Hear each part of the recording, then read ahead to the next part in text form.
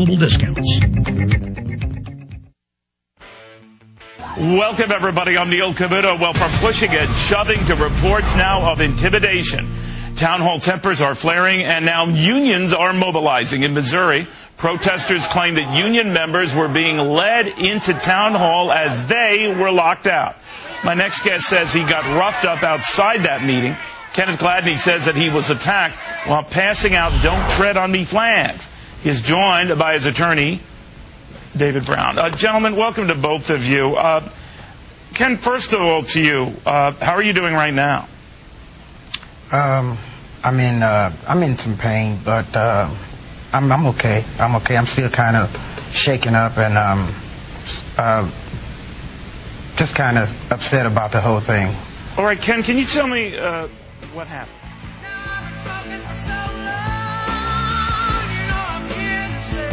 Welcome back, ladies and gentlemen. You see, the camera doesn't lie, and the police arrested the thugs that attacked him. But what's sick is literally hundreds of reports are pouring in where you have ragtag libertarians, conservatives, liberals that have figured out Obama's a liar, people showing up to say Obama don't have indefinite detention. They're beating them up. Now, if you don't want Obama to go into Pakistan, they run up and call you a racist. If you're black, they run up and scream racist and then beat you. And then black people stand by clapping as white people beat black people and scream the N-word. I mean, these videos are coming out of women being attacked, savaged. In some cases, the police are backing up the union thugs. In other cases, they're doing the right thing. This happened outside St. Louis. Remember during the campaign we played the newscast where the police went on the news and said, if you talk bad about Obama, we're going to arrest you? I mean, that's 180 degrees the opposite of what our country's founded on. And I stood up to Bush when he had the free speech zones and tried to restrict free speech. I'm standing up against this now, and I've made videos about how Republicans and Democrats are being booed off the stage. Americans are mad. We're going into a depression here. But the media only makes it about people protesting Democrats to get the two parties fighting with each other. Now, I had two videos removed that were viral on the front page of YouTube. Hundreds of thousands of hits a day is what they were getting. Hundreds of thousands of views a day. A lot of you probably saw it on the front page of YouTube yesterday, where I was pointing this out, saying, let's come together. People saying it's racist to not want a carbon tax. They're using a political weapon, creating racism, pointing it out to get everybody fighting with each other. And most Obama supporters are waking up. His approval rating's gone from 84 down to the mid-40s now. The media spins it and says, well, it's at 50, but most polls show about 44 to 45. So they're panicking now. And most of his supporters are waking up. But a lot of them are getting aggressive. And, folks, I've been running into longtime friends that suddenly look at me like I'm Adolf Hitler. I mean, and I've had to stand up to them, and then they kind of shake out of it because they're so self-righteous. As soon as I stand up to them and say, you know I stood up against George Bush, you know that's a load of bull, you know you've been, then they start kind of, and I go, this is a Don King fight where the establishment owns both fighters, Republican and Democrat. But side issue. We found out that the Acorn connected groups, because we even see who's bragging they file complaints on their channels. We have them listed in the article up on Infowars.com. We discovered they're filing fake complaints saying we're calling for violence and for hate crimes. We're not even talking about race in these videos, except saying let's all come together, black, white, everybody be friends. They don't want that. Now, how telling is that? I want to go to Kenneth Gladney, and I appreciate his lawyer, David B. Brown. We had him on first, even before Fox and other channels, Friday, but there's been new developments since then. Who wants to comment first on the points I made and then go through? Now it's clear we have White House memos saying report on neighbors, tell us if anybody's criticizing Obama. They're saying people are on thin ice. Talk show hosts may get shut down in press conferences. I mean, this is really starting to freak me out. Who'd like to comment on this craziness first? Well, you know, there's been a pattern of events in the last week and months before that.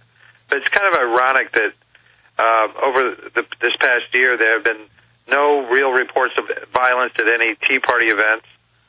There's been no real reports of violence prior to last week of any violence at any town hall meetings held by any representatives. But then starting Tuesday, when HCAN, which is the Healthcare Now organization, Healthcare for America Now organization, which is comprised of ACORN and AFL-CIO, SEIU, and a number of other organizations, have come down with a memo instructing activists to contact elected officials before events to plan ways to preempt any type of opposition. And when they say opposition, they mean people who want to exercise their freedom of speech. Once that went down, there's a report from the AP that David Axelrod and Jim Messina had traveled to the Capitol for their presentation to Democratic senators regarding these town halls. The senators saw videos of disruptions at events held by the House members, and were told to organize these events more carefully, as well as work with labor unions, other friendly groups to generate enthusiasms. And then Messina comes out with and says, if you get hit, we will punch you back twice as hard. And this is only stirring up and inflaming the passions on both sides for conflict. Then we go to the New York Times, and it shows where AFL-CIO President John Sweeney comes out and tells everybody that they need to reclaim our democracy, according to a statement. And they're also putting out videos since Doggett got confronted 8 days ago, last Saturday, where they show Doggett and say it was all fake. There's one problem. I randomly, because I live in Southwest Austin, one of my dad's employees was there, who's a Democrat, because she got a letter, and my neighbor was there grocery shopping at Randall's and saw it. It wasn't staged. These were Austinites who were angry.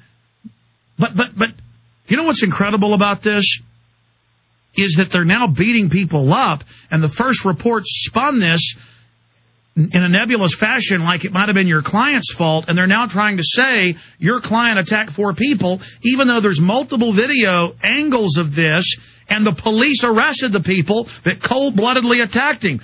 Tell us what happened to your client, Mr. Brown, who's about to be on with us. He's on with us right now, Kenneth Gladney, and then we'll get it directly from the person who was assaulted by people in their union uniforms. Well, Kenneth was just trying to make a little money that day, and he was out there selling these Gadsden flags, the Tea Party flags. Kenneth is, and they try to paint him as a conservative, and Ken is an independent. Ken has his own thoughts and an individual. He doesn't subscribe to the beliefs of any party. He's outside of that context there. Kenneth was just doing his job. He was viciously attacked by one member who called him the N-word. He went to the ground after he was punched, and then he was pummeled by 2 other SEIU members and another person. And Kenneth weighs, I think, about 149 pounds. So when they spin it and they say that he attacked 4 people, and they probably weigh an aggregate of over 800 pounds with 8 arms to his 2 arms, when he's trying to make a living, they're the ones that have the inflamed passion. Kenneth was there to try to make a living. So for them to... So that's another issue. The media, now that's clear, said he was handing out flyers with flags on them.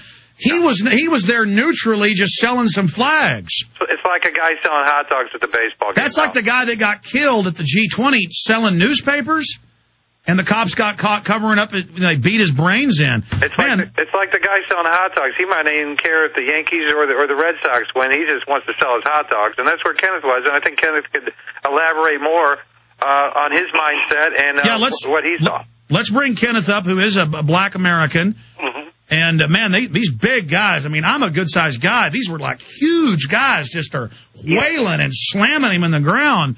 Yeah, Thank God. They were pretty big. They were pretty big guys. And actually... And screaming the N-word at you. Tell folks what happened. Yeah, well, like I stated before, I was there just setting up, getting ready to hand out my flags and my buttons and stuff like that.